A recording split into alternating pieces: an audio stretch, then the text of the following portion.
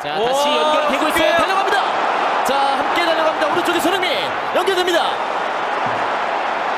자, 손흥민, 알리 베르마인 모우라 가운데 있습니다. 1대1을 쳐야 되는데요. 자, 접어놓고 손흥민 슈팅!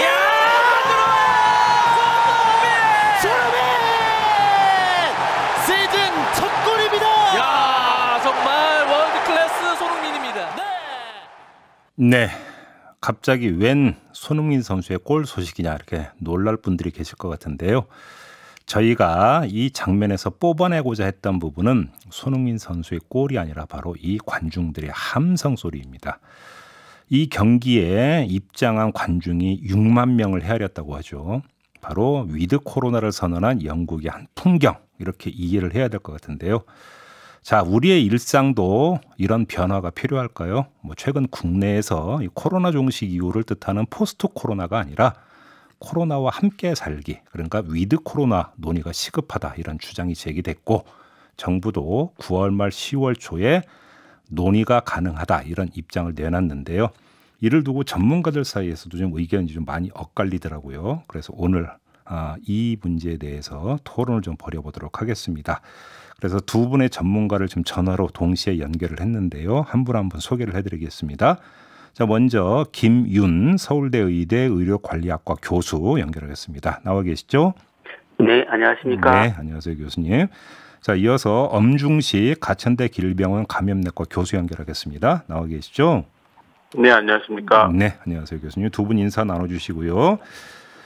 네, 안녕하세요. 네, 안녕하세요. 네. 네. 자, 우리 애청자 여러분들의 이해를 돕기 위해서 위드 코로나 개념을 좀 먼저 정리를 해야 될 것 같은데, 제가 이해한 걸 한번 먼저 말씀을 드릴 테니까 맞는지 틀리는지 좀 감별 좀 해주세요, 두 분 교수님. 그러니까 네. 위드 코로나라는 게 독감 관리하는 걸 생각하면 된다. 그러니까 이제 백신은 열심히 이제 접종을 해야 되지만 사회적 거리두기 같은 이런 조치는 취하지 않고 일상생활을 영위하게 하고, 다만 초점을 이제 그 환자가 발생하면 중증 내지 사망으로 이어질 수 있지 않도록 치료에 전념한다. 이런 개념으로 이해를 하면 되는 겁니까?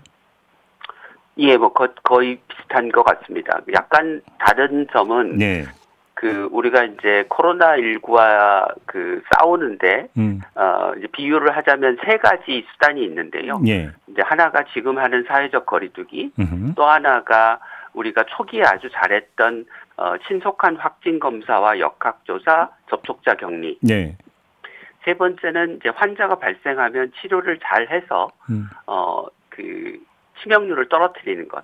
그렇게 하기 위해서는 충분한 병상과 인력을 확보하는 건데요. 네. 이제 그 중에서 지금 사회적 거리두기는 작년에는 효과가 있었지만 올해는 거의 효과가 없다는 이제 연구 결과가 최근에 발표돼서 확인이 됐고요. 예.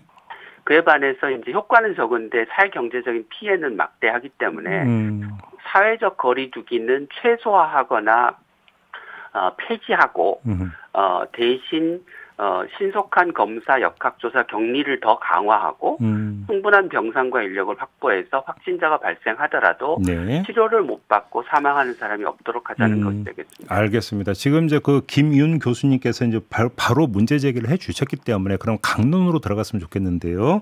자, 그럼 김윤 교수님은 사회적 거리두기의 효과는 이제 거의 없다, 끝났다, 이렇게 판단하시는 겁니까? 네, 그렇게 봐도 될 것 같습니다. 좀 근거를 좀 말씀해 주신다면요. 최근에 이제 서울대 의대 연구팀에 의해서 연구된 결과가 발표됐는데요. 네. 이제 사회적 거리두기의 단계에 따라서 이동량의 변화가 있느냐라고 하는 것과 이동량의 변화가 확진자 수의 증가와 밀접하게 연관이 되어 있느냐라는 이제 두 가지를 검토를 했는데 네. 작년에는 사회적 거리두기의 단계를 올리면 이동량이 떨어지는 양상을 보였는데 올해는 그런 양상을 보이지 않는다는 겁니다. 두 번째는 이동량의 변화가 일어나더라도 그게 확진자 수의 증가와 연동되지 않는다는 겁니다. 그러니까 이동량의 변화가 없는 상태에서도 확진자가 늘어나는 양상을 보이는가 하면 거꾸로 이동량이 늘어나도 확진자 수가 증가하지 않은 양상을 보이고 있어서 네, 두 가지 해석이 가능한데요. 하나는 국민들이 이제 지쳐서 단계를 올려도 이동량을 줄이는 게 아니고 단계 지침에 맞춰서 행동하되 이동량은 이제 유지하는 방식으로 적응한 것과 그다음에 이동량이 늘어나더라도 국민들이 방역 수칙을 잘 지키고 감염의 위험을 크게 증가시키는 활동을 하지 않아서 이동량이 늘어나도 확진자 수가 그에 비례해서 늘어나지 않는 양상을 보이는 것 같다. 네, 알겠습니다. 결론적으로 말씀드리면 사회적 거리두기라고 하는 것은 피해는 비례해서 존재하고 단계를 올리는 것에 예. 확진자 수를 줄이는 효과는 이제 거의 없다. 이렇게 봐도 될 것 같습니다. 결국은 득보다 실이 훨씬 크다 이런 말씀이신 것 같은데. 네, 그렇습니다. 엄중식 교수님은 어떻게 평가하십니까? 예, 뭐 그런 연구도 있고 실제로 이제 사회적 거리두기가 오래 가면 오래 갈수록 효과가 떨어지는 것은 뭐 분명한 사실입니다. 예. 그렇지만 이제 또 다른 분석들, 또 질병관리청이나 아니면 다른 전문가들에 의한 분석에 의하면 여전히 사회적 거리두기의 효과는 존재하고요. 실제로 그런 사회적 거리두기를 유지하고 있기 때문에 이런 그 유행 양상이 억제되고 있는 그런 상황이거든요. 만약 이 사회적 거리두기가 정말로 효과가 없다면 사실 델타 변이 바이러스의 전파력이나 또는 그 우리나라의 그 이 사회적인 구조를 보면 훨씬 더 많은 확진자가 나와야 됩니다. 그렇지만 어떤 형태로든 지금 평형을 이룬다고 해야 될까요? 백신 접종 속도가 느려서 그렇긴 하지만 그 백신 접종 속도가 느린 점을 이 사회적 거리두기가 보완하고 있다 이렇게 보셔야 될 것 같습니다. 그래요? 김윤 교수님 혹시 반론 펴주시겠습니까? 네, 그러니까 이제 두 가지 말씀을 드리고 싶은데 하나는 이제 우리나라 사례인데요. 그러니까 이번에 이제 수도권 4단계 거리두기를 격상하기 전에 확진자 수가 급격하게 증가하기 시작하니까 국민들이 이동량을 줄이기 시작했습니다. 네. 그러다가 이게 어느 정도의 안정기에 들어서니까 다시 이동량이 회복되는 양상을 보이거든요. 그게 무슨 얘기냐면 국민들의 이동량의 변화라는 게 정부가 정한 사회적 거리두기에 따라서 움직이는 게 아니고 일일 확진자 수의 증가에 따른 국민들이 갖고 있는 위기감에 따라서 스스로 행동을 조절한다는 거죠. 예. 예, 그러니까 전에 우리가 이제 사회적 거리두기를 할 때 강조했던 게 정부가 사회적 거리두기의 단계를 조절해도 국민들이 참여하지 않으면 효과가 없다 이런 얘기를 많이 했었지 않습니까? 그렇죠. 네네. 그러니까 지금은 정부의 사회적 거리두기와 국민들의 일상생활에서의 활동 양상이 예전과 달리 괴리되어 있고 국민들이 활동 양상을 정하는 것은 정부의 거리두기 단계 결정에 의한 게 아니고 국민 스스로가 인지하는 현 상황에 대한 위기감에서 결정된다는 거죠. 결국 그러니까 강제성이 아니라 자율성이 지배하고 있다 이런 말씀이신 거죠? 네, 그렇습니다. 네, 엄중식 교수님 반론 펴주신다면요? 예, 근데 이 사회적 거리두기는 뭐 이동량을 줄이는데 주목적이 있다기보다는 사람들이 접촉하는 시간과 공간을 제한하는데 좀 더 방점이 찍혀 있습니다. 예. 그러니까 이동량이 늘어나더라도 실제로 이 사람들 간의 접촉이 많이 일어날 수 있는 이런 다중이용 시설에서의 그 시간과 공간의 제한이 실제로 전파를 차단하고 있다고 보고 있고요. 이동량의 경우에도 실제 우리가 7월 말 8월 초 휴가 이때 이동량이 한 30% 가까이 늘어난 기록이 있는데 이 이후에 결국 2,000명이 넘어간 사례를 보면 사실 이동량을 거리두기로 충분히 조절할 수 없는 그런 상황이 되면 물론 이 전체적인 유행이 늘어날 뿐만이 아니라 이런 이동량을 줄이기 위해서라도 이런 시간과 공간을 더 제한할 필요가 있다고 생각합니다. 알겠습니다. 그럼 제가 이번에는 좀 두 분 교수님께 개별적인 보충 질문을 좀 하나씩 드려보겠습니다. 먼저 김윤 교수님께. 네네. 자, 이제 아주 이제 그 단순화해서 사회적 거리두기를 완전히 폐지했다고 가정을 해보죠. 그래서 오늘 토론 시작하면서 이제 토트넘 핫스퍼의 어떤 거 경기 이제 오디오를 잠깐 들었는데 6만 명 관중도 허락을 한다고 막 가정을 해보죠. 네. 그러면 확진자가 발생할 가능성은 당연히 늘어나는 거 아닙니까? 예, 당연히 늘어나겠죠. 예. 근데 그거는 감당할 수준이 되고 감당을 해야 된다는 말씀이십니까?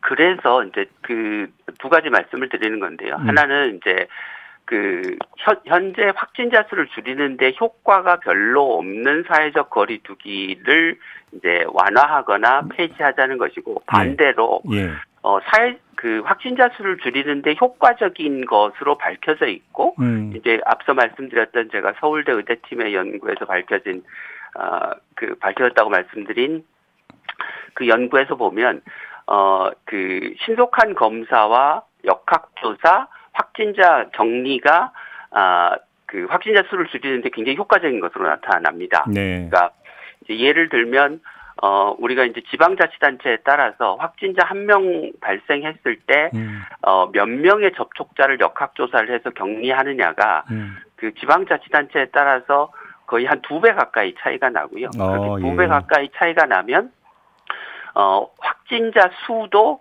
그에 비례해서 한 2배 가까이 차이가 납니다. 그리고 이제 검사도 지금 그 양성률이 계속해서 올라가고 있는데요. 이게 그 양성률이 올라가면 올라갈수록 확진자 수가 늘어납니다. 이거는 이제 무슨 얘기냐면, 역학조사에서 접촉자를 적극적으로 격리하고 검사하면, 이 방역망을 빠져나가는 감염자의 숫자가 줄어들고, 그로 인한 N차 감염이나 또는 경로를 알 수 없는 감염이 줄어든다는 것이거든요. 예, 알겠습니다.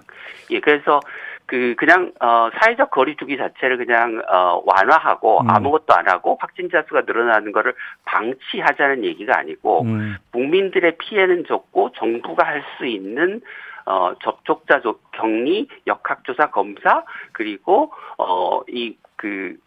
병상과 인력을 확보해서 환자를 적극적으로 치료하는 조치를 하자는 거죠. 알겠습니다. 이번에 엄준식 교수님께 좀 개별 질문 드리겠는데요. 지금 김윤 교수님께서 제기하는 문제 가운데 하나는 국민들의 피해, 이제 이 부분을 강조를 하고 계신 거 아니겠습니까?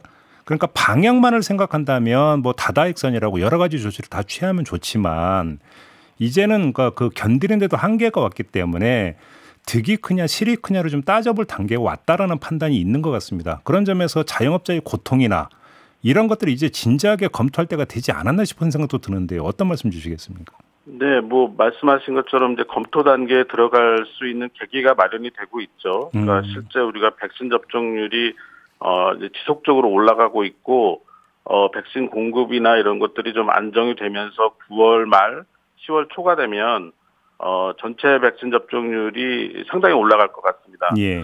이렇게 되면은 이제 실제로 우리가 이 방역을 완화시키는, 그러니까 또 새로운 그 의미의 거리두기와 같은 것들을 도입을 했을 때 얻을 수 있는 그 이득과, 예, 그리고 지금과 같은 사회적 거리두기를 유지할 때 얻을 수 있는 피해와 이득을 따져봐야 되는 시기가 된 건 분명합니다. 예. 그런데 실제로 뭐 영국 사례를 지금 앞에 드셨으니까 영국의 상황을 말씀을 드리면은, 네, 이 백신 접종률이 70% 이상 올라간 상태에서 이 거리두기를 중단했죠. 중단하면서 실제로 2만 명씩의 매일 확진자가 나오고 매일 100명에서 200명 정도의 사망자가 나오고 있습니다. 영국은 이걸 왜 받아들이냐면 이것보다 더 나쁜 상황을 경험을 했었거든요. 예. 매일 2,000명씩 사망하는 그런 상황을 겪다가 이 10분의 1로 줄어들었으니까 지금 받아들이고 있는데, 네, 만약에 우리나라가 이런 충분히 준비되지 않은 그 위드 코로나를 선택을 해서 갑자기 이런 방역을 완화시킨다든지, 아니면 이 어떤 대안이 될 수 있는 것들에 대한 검증 작업 없이 열었을 때 델타 변이 바이러스와 같이 아주 전파력이 강한 변이 바이러스가 계속해서 유행을 하는 그런 상황이 되면, 네, 매일 수만 명의 환자가 나오고 수백 명의 사망자가 나왔을 때 이걸 우리가 감당할 수 있겠느냐. 아직 그 준비가 안 됐다는 거죠. 돌이켜보면, 예, 6월 초에 정부가 여러 가지 이 방역 완화와 같은 시그널을 잘못 주면서 이번 4차 유행이 빨리 당겨져서 왔거든요. 네네. 이제 이런 부분에 대한 충분한 고려가 있어야 되겠고요. 앞서 김인 교수님이 말씀하신 것 중에 빨리 역학조사를 해서 격리를 하면 할수록 예방 효과가 크다고 말씀하셨는데, 우리가 그렇게 역학조사를 몇만 명 단위로 환자가 나왔을 때 할 수 있는 상황이 아닙니다. 지금 2,000명 정도의 수준의 환자가 나와도 지자체마다 이 역학조사를 따라갈 수 없는 그런 상황이 돼서 델타 변이 바이러스의 속도를 못 잡고 있거든요. 네. 그래서 지금 계속 유행이 차츰차츰 증가를 하고 있는데, 결국은 이러한 역학조사 시스템이나 또는 환자들이 대량으로 발생했을 때 어떻게 관리할 건지에 대한 준비가 되지 않으면 위드 코로나라는 그 논의가 의미가 없게 된다고 생각합니다. 알겠습니다. 자, 그 사회적 거리두기 관련해서 이 정도로 마무리하고요. 두 번째 이제 그 주제로 넘어갔으면 좋겠는데, 뭐 저같이 이제 문외한 입장에서는 집단 면역이 달성되면 다 이제 모든 거 해결되는 거 아닌가 싶은 생각을 하게 되는데, 최근 뉴스를 보니까 집단 면역 달성이 사실상 불가능하다는 뉴스도 나오던데, 이 점을 어떻게 봐야 되는지가 궁금한데요. 먼저 이 점은 좀 엄준식 교수님께서 먼저 답변 부탁드리겠습니다. 예, 사실은 집단 면역이라는 개념이 저희 의학자들에서는 이제 군중 면역이라는 그 단어로 먼저 활용이 되고 있었는데요. 예. 이 상황은 결국 백신 접종을 하든 아니면 실제 질병에 걸리든 어떤 형태로든 면역을 획득한 사람들이 그렇지 않은 사람들을 보호하는 그런 상황을 얘기를 하는데 예.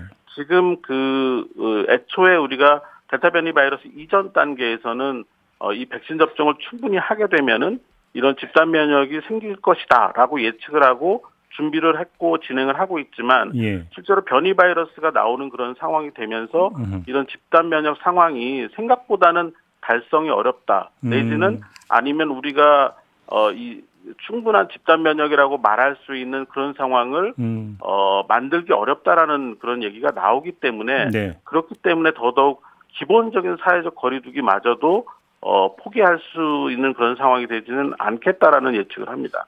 교수님, 그럼 거기 짧게 하나만 더 지금 질문드리면 바로 그러니까 집단 면역 달성이 어렵기 때문에 위드 코로나를 현실로 받아들여야 되는 거 아니라 논리로도 연결될 수 있는 거 아닌가요?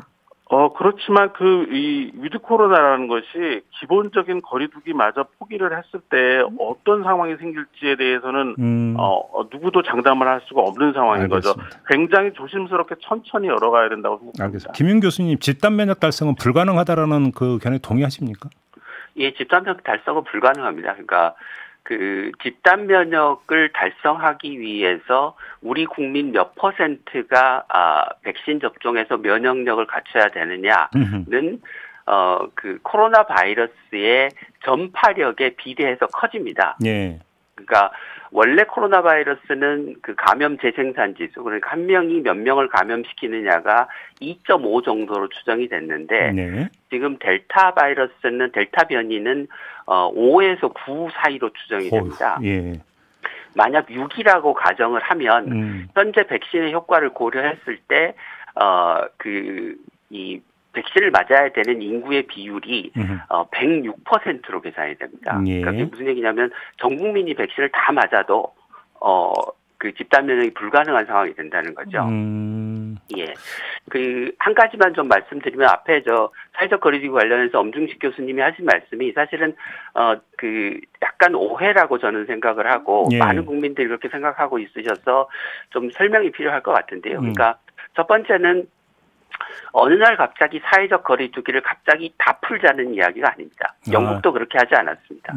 예, 그래서 사회적 거리두기의 여러 가지 규제 조치들 중에서 효과는 없고 피해는 큰 거부터 풀어나가자는 겁니다. 예를 들면 전면적인 해제가 아니라 예. 네, 단계적으로. 그러니까 영국도 4단계, 5단계에 걸쳐서 풀었고요. 네. 싱가포르도 현재 단계 설정을 해서 로드맵을 만들어서 단계적으로 가고 있습니다. 각 단계는 최소 4주를 두도록 하고 있습니다. 그러니까 단계를 시행하면 그에 따른 뭐 확진자 수의 증가나 변화를 봐야 되니까요. 네.